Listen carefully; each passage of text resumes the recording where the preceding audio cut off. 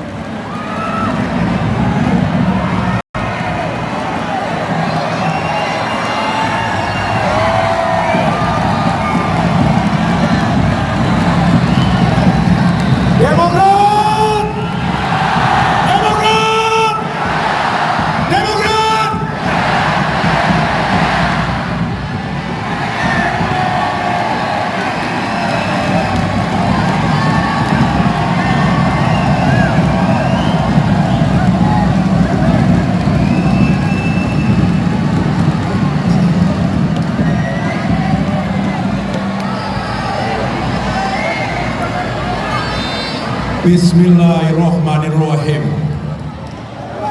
Assalamualaikum warahmatullahi wabarakatuh.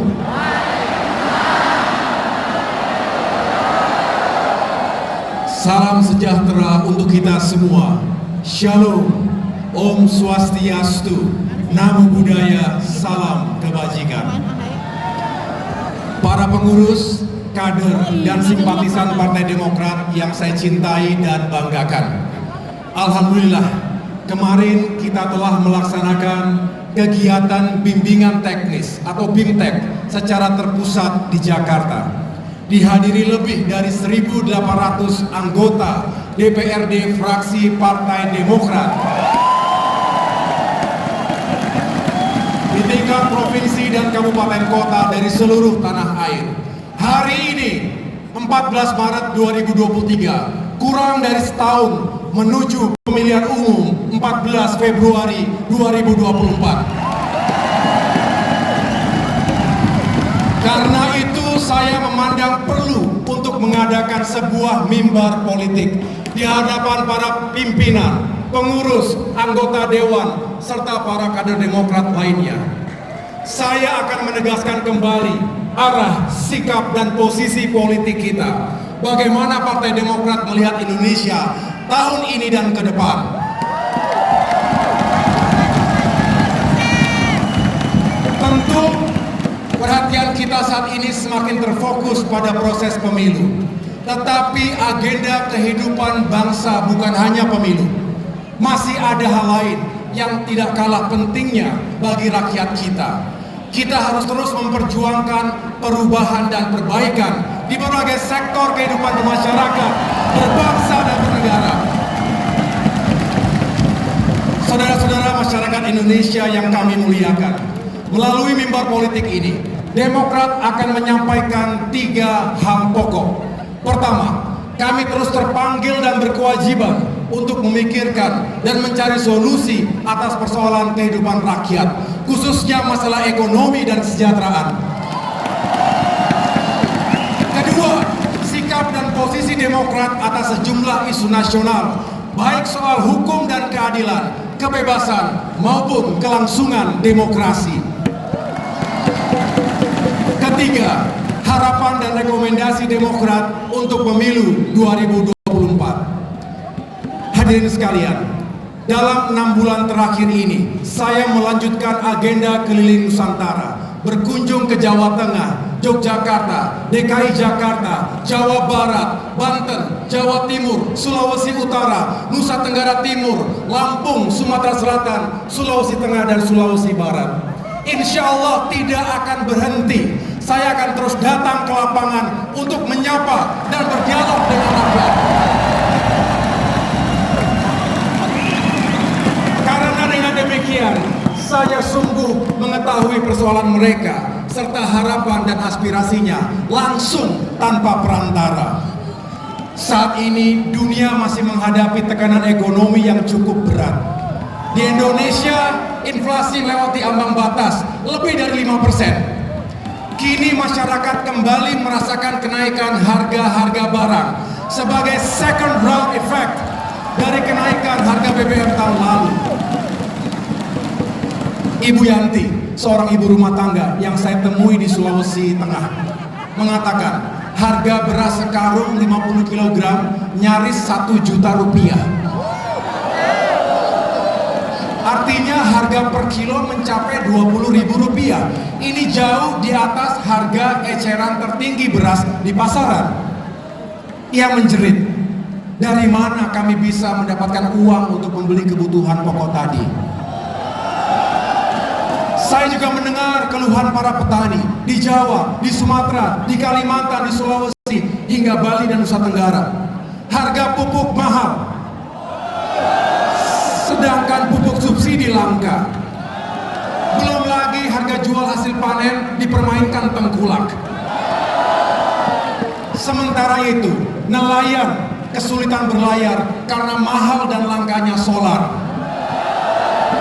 Kesulitan ini dirasakan oleh para nelayan kita, termasuk di Maluku, Papua, dan Indonesia bagian timur lainnya.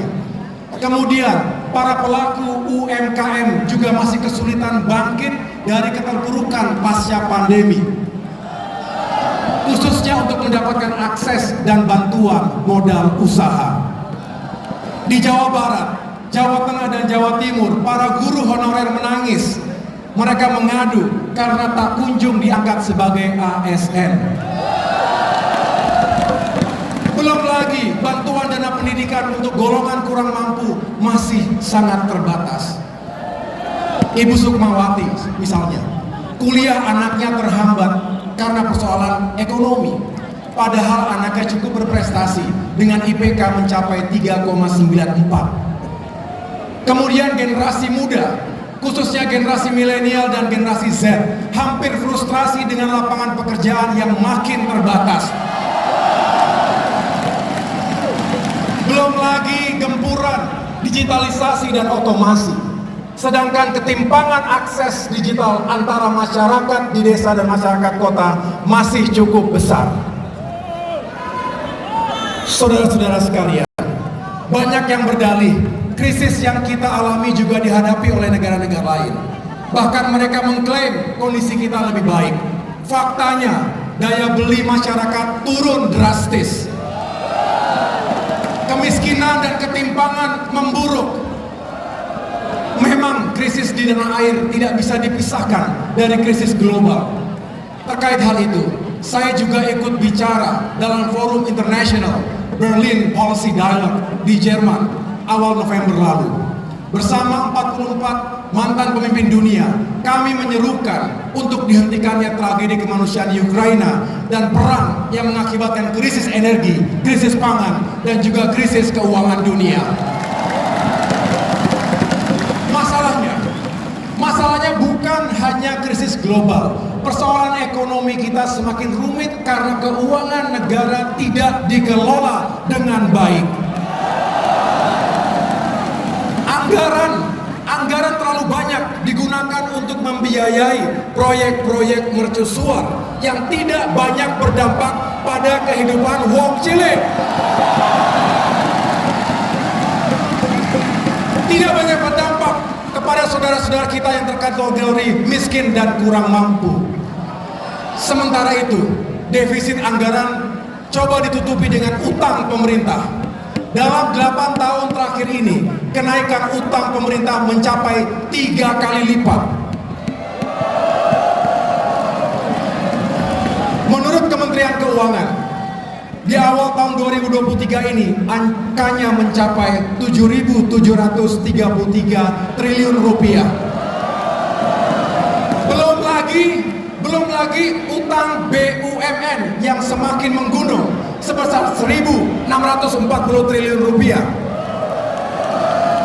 Faktanya pula, rasio utang negara terhadap PDB semakin tinggi. Lagi-lagi, ada pihak yang berdalih bahwa rasio utang masih aman. Bukan itu soalnya. Kini kita kesulitan membayar utang karena keuangan negara juga tengah menghadapi tekanan. Sejatinya rakyat jugalah yang akan menanggung utang lewat pajak yang mereka bayar. Betul? Karena beban utang tadi, ruang fiskal menjadi sangat terbatas. Tidak adil jika akibat utang yang terlewat tinggi tadi, akhirnya pemerintahan mendatang tidak leluasa membiayai kehidupan dan pembangunan nasional. Janganlah menghukum pihak yang tidak bersalah. Di tengah keterbatasan anggaran itu, pengelolaan pajak belum dilakukan dengan baik, bahkan rawan disalahgunakan. Padahal pendapatan negara 80%-nya bersumber dari pajak yang dikumpulkan dari keringat rakyat. Akibatnya kepercayaan rakyat kepada pemerintah pun turun. Untuk itu, kembalikan kredibilitas pengelolaan pajak. Perbaiki sistem pengawasannya. Rakyat harus diyakinkan uang yang disetor benar-benar masuk kas negara dan digunakan tepat sasaran.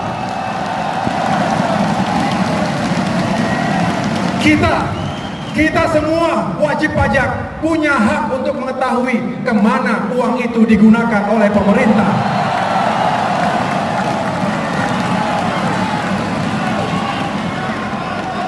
Rakyat Indonesia yang saya cintai dan banggakan, mengapa kondisi ekonomi menjadi perhatian utama kita? Karena hal ini menyangkut kehidupan rakyat, sekaligus menjadi prasyarat suksesnya pesta demokrasi. Tentunya, kalau ekonomi dan keuangan Indonesia 1 tahun ke depan ini baik, pemilu 2024 dapat dilaksanakan dengan baik pula. Karena itu, Partai Demokrat berharap ekonomi di tahun politik ini bisa benar-benar dikelola dengan baik. Utamanya kebijakan fiskal yang meliputi pengelolaan APBN dan APBD. Kalau fiskalnya baik, insya Allah ekonomi bisa berjalan dengan baik. Misalnya bagaimana mengatasi gelombang PHK yang mencapai angka 1 juta orang dan pengangguran yang mencapai angka 8,4 juta orang. Melalui kebijakan fiskal yang tepat, alokasi APBN bisa dialirkan untuk job security, mencegah terjadinya PHK, dan juga job creation guna membuka lapangan pekerjaan yang baru. Keterbatasan ruang fiskal saat ini menuntut kita memprioritaskan alokasi anggaran untuk membantu rakyat yang hidupnya sangat kesulitan, utamanya meningkatkan daya beli, kesehatan, dan pendidikannya. Memang pilihan dan prioritas dalam penentuan kebijakan fiskal adalah hak pemerintah. Oleh karena itu, kami bermohon kepada pemerintah agar bijaksana dalam menentukan prioritas tersebut. Selain itu, alokasi dan penggunaan anggaran harus akuntabel, juga harus sesuai dengan konstitusi dan aturan yang berlaku, sehingga kebijakan fiskal ini dapat dipertanggungjawabkan. Saudara-saudara sekalian, implementasi anggaran juga tidak kalah penting. Anggaran yang telah dirancang oleh pemerintah dan DPR pada postur APBN kita tidak akan berhasil tanpa implementasi yang baik. Jika dalam praktiknya anggaran kementerian, lembaga, dan pemerintah daerah dipotong dalam jumlah yang besar, maka mereka akan sulit untuk memenuhi sasaran-sasaran pembangunannya. Contohnya, jika pemotongan anggaran militer terlalu besar, tentu akan mengganggu pelaksanaan tugas pokok TNI. Kita tidak ingin para prajurit TNI tidak dapat melaksanakan tugasnya dengan baik akibat pemotongan yang besar itu. Padahal tugas TNI memiliki resiko yang tinggi. Betul? Selanjutnya, jangan sampai pula kebijakan pemerintah kurang berpihak kepada wong cilik. Contohnya, dari 143 juta angkatan kerja, sektor pertanian menyumbang 38 juta tenaga kerja atau sekitar 26%-nya. Jadi, sektor pertanian merupakan penyerap tenaga kerja yang paling utama. Sayangnya, sektor wong cilik ini justru kurang mendapat perhatian. Bahkan anggaran Kementerian Pertanian pun minim. Tahun ini saja, anggarannya hanya 15 triliun rupiah. Angka ini setara dengan alokasi APBN untuk sektor pertanian tahun 2014. Padahal postur APBN tahun 2023 ini 700 triliun rupiah lebih besar dari 2014 yang lalu. Jadi jika ada yang bertanya perubahan dan perbaikan apa yang sedang diperjuangkan oleh Partai Demokrat, maka para kader sekalian, jawablah bahwa salah satu agenda perubahan kita adalah perbaikan kebijakan ekonomi, termasuk kebijakan fiskal yang tepat, adil, dan berorientasi pada peningkatan kesejahteraan rakyat. Agenda yang lain adalah mewujudkan tata kelola pemerintahan yang baik, good governance, yang tentunya tidak lepas dari prinsip transparansi, partisipasi, dan akuntabilitas. Jangan diabaikan. Jika kita fokus melakukan itu dengan baik, berbagai persoalan ekonomi dan kesejahteraan rakyat tadi dapat ditemukan solusinya. Saudara-saudara sekalian, kita mencermati tata kelola pemerintahan saat ini tidak berjalan dengan baik. Banyak program pemerintah yang dilakukan gerusa-gerusu, terburu-buru, dan kurang perhitungan. Betul? Contohnya, alokasi anggaran triliunan rupiah untuk pengembangan kawasan pangan berskala luas. Apa kabar program food estate? Banyak akademisi pertanian dan aktivis lingkungan mengkritik kebijakan food estate ini. Program yang hanya mengandalkan ekstensifikasi lahan saja, tapi dinilai mengabaikan faktor ekologi dan sosial. Kedaulatan pangan seharusnya berorientasi pada pemberdayaan dan pelibatan masyarakat, serta mengindahkan aspek keseimbangan lingkungan, keberlanjutan, dan tradisi masyarakat lokal. Ini mengacu kepada mazhab ekonomi Partai Demokrat, yaitu sustainable growth with equity, pertumbuhan ekonomi yang berkeadilan dan berkelanjutan, yang tetap menjaga keseimbangan alam. Sementara itu, kurang baiknya tata kelola pemerintahan juga tercermin dari lahirnya peraturan perundangan yang keluar dari norma hukum. Contohnya, Undang-Undang Cipta Kerja. Sejak awal Demokrat menolak Undang-Undang Ciptaker. Kami mendengar jeritan kaum buruh di berbagai daerah, bukan hanya karena isinya yang kurang berpihak pada tenaga kerja, tetapi juga karena pembuatan aturannya dilakukan gerusa-gerusu. Alih-alih menciptakan lapangan kerja, angka pengangguran malah makin tinggi. Sehingga tidak mengherankan jika Mahkamah Konstitusi akhirnya menyatakan Undang-Undang Ciptaker tadi sebagai produk yang inkonstitusional. Selanjutnya, bukannya melibatkan masyarakat untuk melakukan perbaikan undang-undang itu, pemerintah justru meresponsnya secara sepihak dengan mengeluarkan Perpu Ciptaker. Hal ini kembali menegaskan bahwa lemahnya good governance akan memicu terjadinya ketidakpastian hukum. Implikasinya, kepercayaan dunia usaha dan para investor, nasional maupun luar negeri kepada pemerintah menurun. Tidak sedikit yang akhirnya membatalkan rencana investasinya. Padahal kita sangat membutuhkan investasi itu untuk perbaikan dan pertumbuhan ekonomi nasional. Good governance ini sangat penting. Topik ini saya bahas dalam berbagai diskusi saat memenuhi undangan pemerintah Australia di Canberra, di Melbourne dan Sydney November lalu. Di mata dunia, good governance adalah indikator kemajuan sebuah bangsa.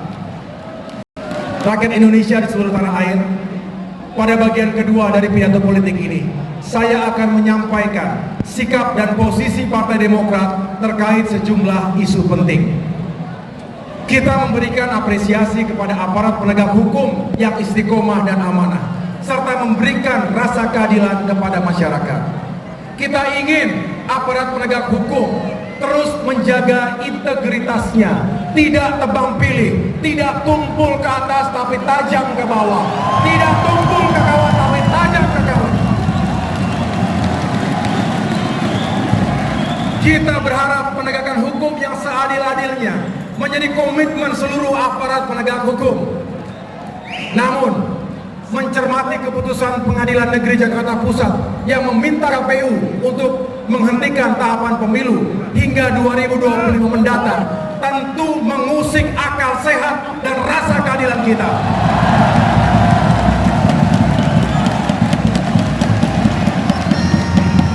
Apa yang sedang terjadi di negeri kita ini? Apakah ini sebuah kebetulan belaka? Keputusan menunda pemilu tersebut hadir setelah isu 3 periode perpanjangan masa jabatan presiden hingga kontroversi sistem pemilu proporsional tertutup. Kami mencermati wejangan dari Ketua Majelis Tinggi kami, Bapak Susilo Bambang Yudhoyono, bahwa bangsa ini tengah diuji, banyak godaan. Karena itu jangan ada yang bermain api, terbakar nanti. Mari selamatkan konstitusi dan demokrasi. Mari dengarkan suara rakyat dengan segenap hati kita. Memang saat ini banyak orang takut bicara. Banyak yang takut ditangkap jika berseberangan dengan sikap penguasa. Tetapi untuk hal-hal yang sangat prinsip dan menyangkut hajat hidup mereka, rakyat masih berani untuk bersuara lantang. Rakyat yang saya temui di seluruh pelosok negeri menolak penundaan pemilu 2024.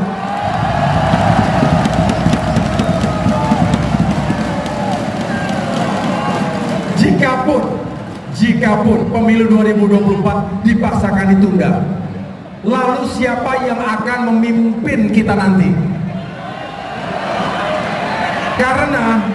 Karena sesuai perintah konstitusi, pemerintahan saat ini akan mengakhiri masa tugasnya pada tanggal 20 Oktober 2024. Pertanyaannya begini, apa iya ada PLT Presiden?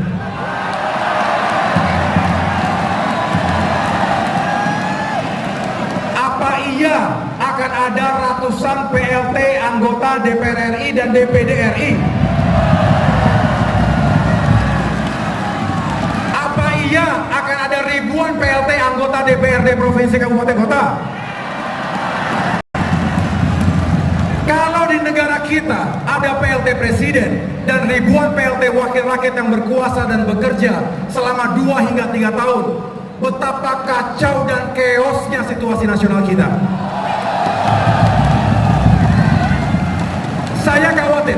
Saya khawatir dunia akan melihat Indonesia sebagai banana republic. Banana republic karena semua pejabat negara menduduki kursi kekuasaan tanpa mandat rakyat, tanpa pemilu yang demokratis. Artinya tidak memiliki legitimasi yang kuat, sehingga kekuasaan yang dimiliki menjadi tidak sah dan juga tidak halal.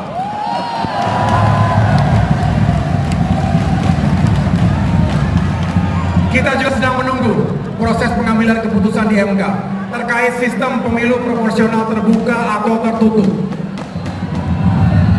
Kita ingat Januari lalu, saya bersama 7 pemimpin partai politik lainnya telah menolak sistem pemilu proporsional tertutup. Sistem proporsional terbuka adalah produk dari kemajuan kualitas demokrasi. Sistem ini memungkinkan setiap warga negara yang memiliki hak dipilih untuk bersaing secara sehat, membangun hubungan kepercayaan dengan konstituennya masing-masing. Lalu bagi warga negara yang memiliki hak untuk memilih, terbuka ruang untuk mengenal langsung siapa yang akan menjadi wakil rakyatnya. Tidak seperti membeli kucing dalam karung.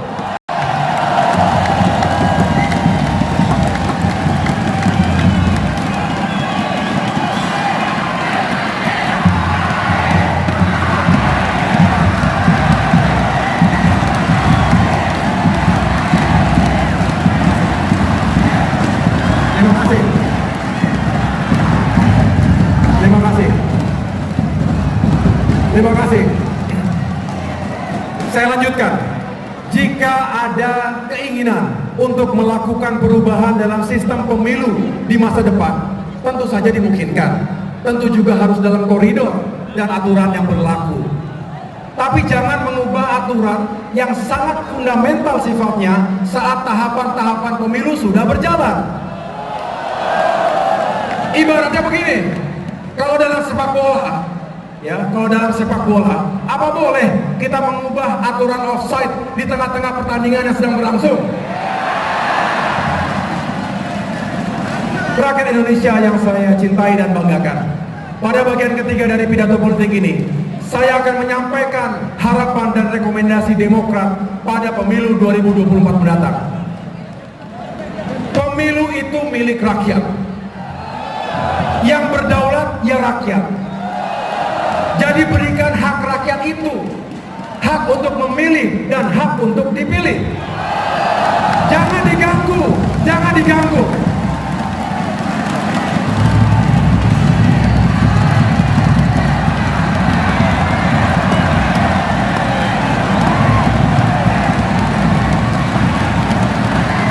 Baik, dengan demikian berikanlah ruang sesuai keadilan dalam politik bagi warga negara yang memiliki hak untuk dipilih.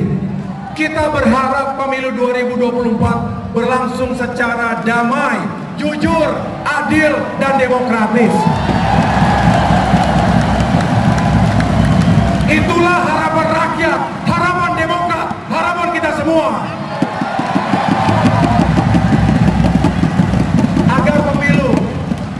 Agar pemilu 2024 nanti berjalan sesuai harapan kita, Demokrat merekomendasikan pentingnya fair play atau permainan yang adil dan sportif sesuai dengan undang-undang dan aturan yang berlaku. Elemen fair play yang paling penting adalah hadirnya netralitas negara. Seluruh aparatur negara harus benar-benar netral, baik TNI, Polri, BIN, Kejaksaan, dan lembaga penegak hukum lainnya, serta badan-badan usaha milik negara.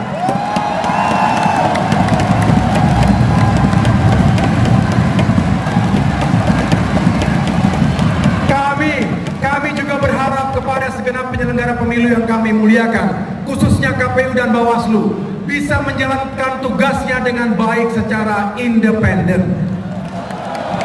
Jika kondisi itu terjadi, insya Allah pemilu kita akan damai karena ada fair play, karena tidak ada kecurangan, sehingga menang atau kalah akan diterima jika terjadi dalam permainan yang adil dan sportif. Karena hak dan kedaulatan rakyat tidak diganggu. Intinya adalah hadirnya keadilan politik. Itulah hukum yang berlaku. Ingat, no justice, no peace.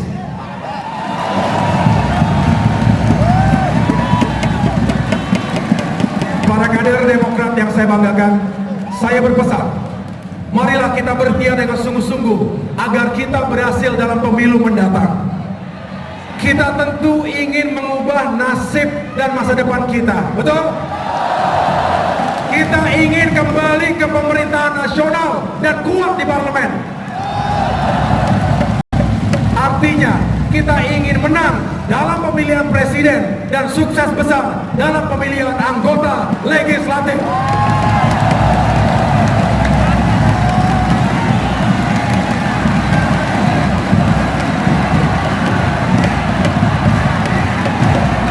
Insya Allah.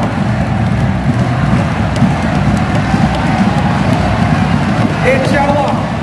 Terima kasih. Insya Allah, dengan ridhonya dan dengan dukungan rakyat, Demokrat akan mendapatkan kemenangan ganda itu.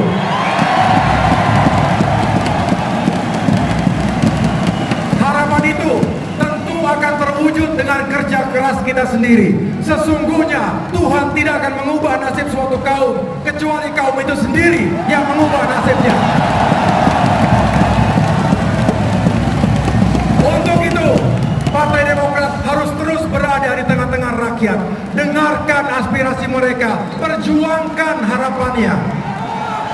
Sejatinya, suara Demokrat adalah suara rakyat. Harapan rakyat adalah perjuangan Demokrat.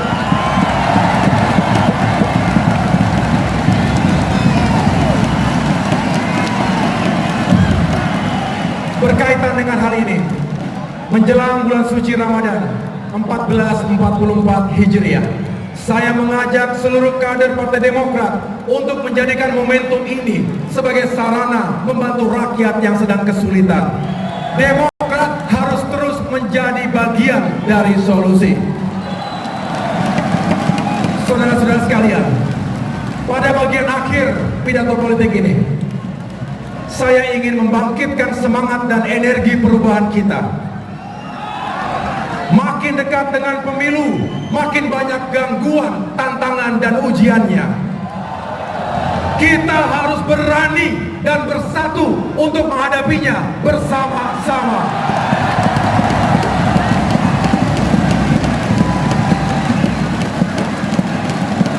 Dalam semangat ini, izinkan saya secara khusus mengucapkan terima kasih dan penghormatan kepada para patriot bangsa yang juga hadir bersama kita saat ini. Beliau-beliau adalah senior-senior saya. Para jenderal, laksamana, marsikal, purnawirawan TNI Polri yang siap berjuang bersama kita, bersama rakyat Indonesia, mewujudkan perubahan dan perbaikan.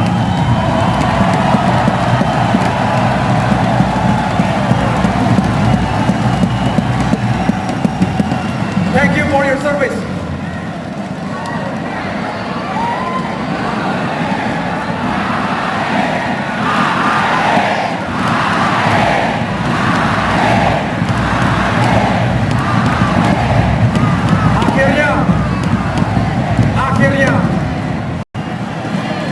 Akhirnya saya ingin meyakinkan kembali dengan bertanya kepada seluruh hadirin yang berada di ruangan ini, apakah kita yakin memperjuangkan perubahan dan perbaikan?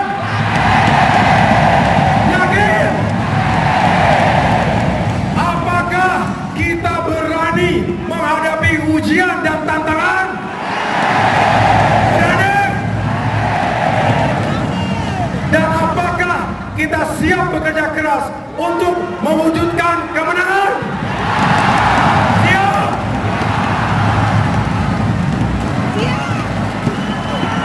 Mari kita satukan energi dan kekuatan. Mari hadirkan gelombang dan getaran perubahan dan perbaikan untuk Indonesia yang semakin baik. Indonesia untuk semua.